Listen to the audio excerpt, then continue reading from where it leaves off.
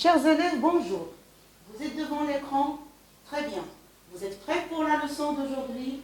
Très bien, parfait. Je m'appelle Houda Salih Mgadi, je suis enseignante de français 6e AEP. Si je suis là aujourd'hui, avec une immense joie, c'est pour vous présenter une leçon de grammaire, c'est la phrase impérative. Alors, le thème, c'est la sécurité routière, c'est la sensibilisation, et c'est la phrase impérative qui fait la tâche par excellence. L'objectif, ou bien les objectifs de notre leçon seront comme suit. Premièrement, on va identifier la phrase impérative, ses caractéristiques. Deuxièmement, on va apprendre comment transformer des phrases déclaratives en phrases impératives. Et dans un troisième temps, on va apprendre comment produire des phrases impératives, c'est-à-dire au terme de cette leçon, vous serez capable vous-même de produire des phrases impératives et de faire la sensibilisation à la sécurité routière. Pour développer encore plus, voici quelques exemples. Donc, soyez attentifs, je vais lire. Pour notre sécurité, soyons prudents sur la route. Ne traverse pas quand le feu est vert. Un agent de police s'adresse à un contrevenant. Donnez-moi vos papiers. Donc là, via des questions, on va construire la notion ensemble. Alors, vous allez observer les phrases et vous allez me dire par quel signe de ponctuation se termine-t-elle. Donc, pour la première phrase, elle se termine par un point. Pour la deuxième phrase, elle se termine par un point d'exclamation. Pour la troisième phrase, encore une fois, le point d'exclamation. Qu'est-ce que vous en déduisez?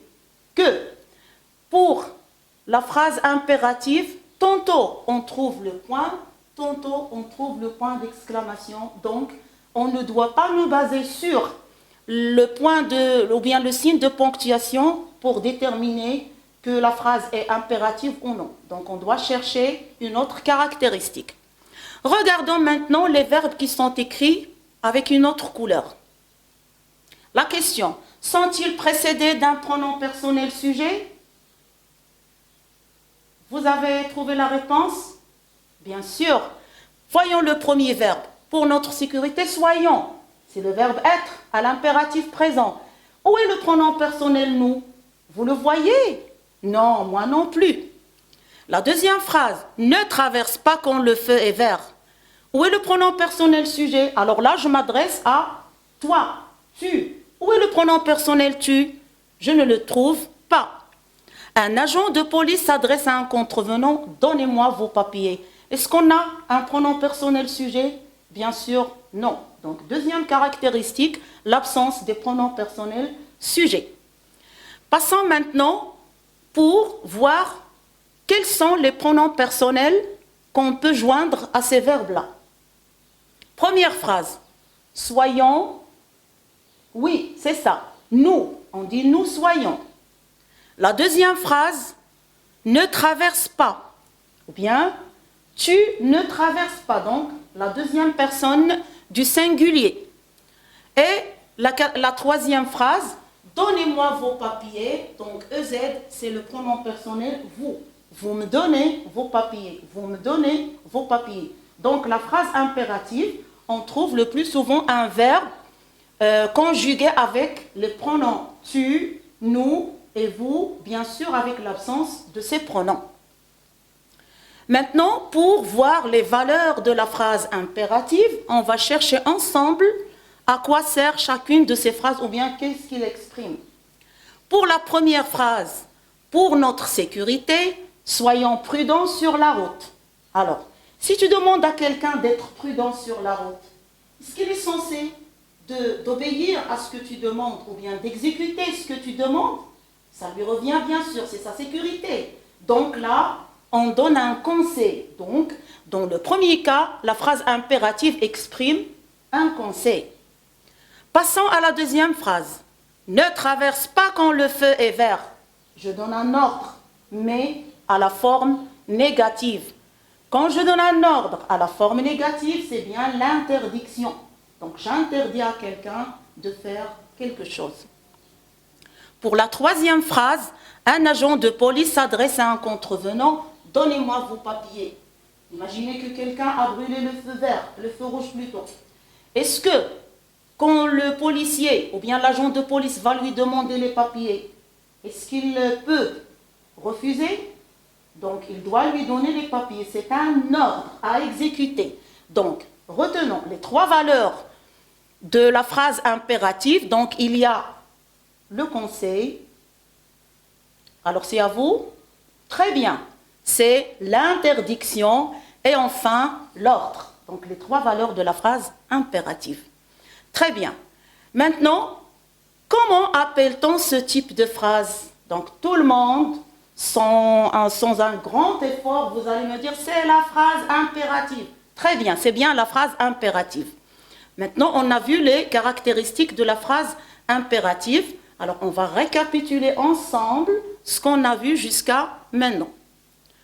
Donc la phrase impérative sert à exprimer, comme on a dit, alors un ordre, un conseil ou une interdiction, bien sûr à la forme négative. La phrase impérative peut se terminer par un point, comme elle peut se terminer par un point d'exclamation. Et là, je vous signale et je vous conseille de ne pas confondre la phrase déclarative avec la phrase impérative, car les deux se terminent par le point. Et encore une fois, la phrase exclamative avec la phrase impérative, car les deux se terminent par le point d'exclamation. Dans ce cas-là, on doit chercher une astuce.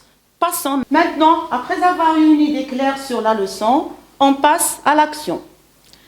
Voici un petit entraînement. Soulignez les phrases impératives. La première phrase. Notre école a organisé une journée de sensibilisation à la sécurité routière. Dans cette phrase, celui qui parle, seulement il déclare, il annonce, il affirme. Donc, ni conseil, ni ordre, ni interdiction. Donc, il ne s'agit pas d'une phrase impérative. Du coup, on ne va pas souligner. La deuxième phrase, ne soyez pas irresponsables sur la route. Voilà un verbe, le verbe être conjugué à l'impératif présent. Voilà les mots de négation, donc il s'agit d'une interdiction.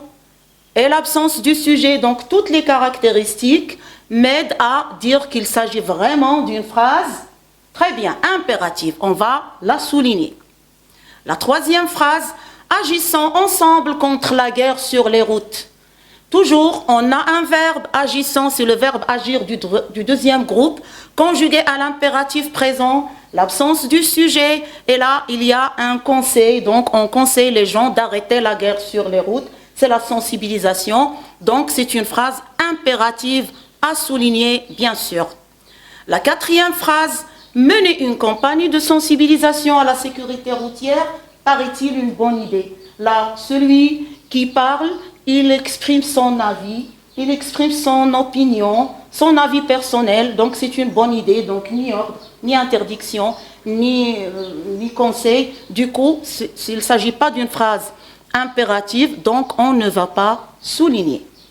Très bien. Un autre entraînement, transforme en phrase impérative. En conduisant la voiture, tu mets ta ceinture de sécurité. Donc, pour transformer une phrase déclarative en phrase impérative, la première chose, donc, l'absence du sujet, du coup, je dois supprimer le sujet. Le pronom personnel sujet doit disparaître. Le verbe mettre ici, ça tombe bien, il se conjugue de la même façon à l'indicatif qu'à l'impératif. Donc, je ne dois pas changer le verbe, je le laisse tel qu'il est, seulement je supprime le pronom sujet et je retrouve en conduisant la voiture, mets ta ceinture de sécurité. La deuxième phrase, vous arrêtez les fusions sanguines sur la route, c'est-à-dire arrêtez de faire couler le sang sur les routes. Là, donc, vous arrêtez les fusions sanguines sur les routes. Première astuce, donc, le sujet doit disparaître. Je ne retrouve plus le pronom vous. Arrêter les fusions sanguines sur la route. Le verbe arrêter, encore une fois, ça tombe très bien. À l'impératif et à l'indicatif se conjuguent de la même façon au présent. Du coup, donc, je vais garder la forme du verbe et je vais retrouver arrêter les fusions sanguines sur la route, bien sûr avec une majuscule au début. La troisième phrase, pour notre sécurité routière, nous ne roulerons pas vite. Seulement dans cette phrase, j'attire votre attention que le verbe est conjugué au futur. Est-ce qu'il y a un futur de l'impératif? Bien sûr que non. Donc, je dois changer le temps de conjugaison du verbe. Le futur va disparaître. Je vais dire, pour notre sécurité routière, ne roulons pas vite. Ne roulons pas vite. Donc, je conjugue le verbe à l'impératif présent, je supprime le sujet et je retrouve ma phrase impérative ainsi. Très bien. Maintenant, vous avez compris comment ça se passe. Vous allez produire, vous, une phrase impérative, mais en passant par une petite situation. Voilà la situation. Face à un contrevenant qui a brûlé le feu rouge. Contrevenant, c'est quelqu'un qui n'a pas respecté le code. Qu'est-ce que vous pouvez lui dire, mais en utilisant une phrase impérative? Vous avez trouvé la phrase? Donc, il y a beaucoup d'exemples. On va donner un exemple. Tout simplement, ne brûlez pas le feu rouge. Et c'est à vous de trouver d'autres phrases. La leçon est terminée. Je vous remercie et on se reverra encore une fois.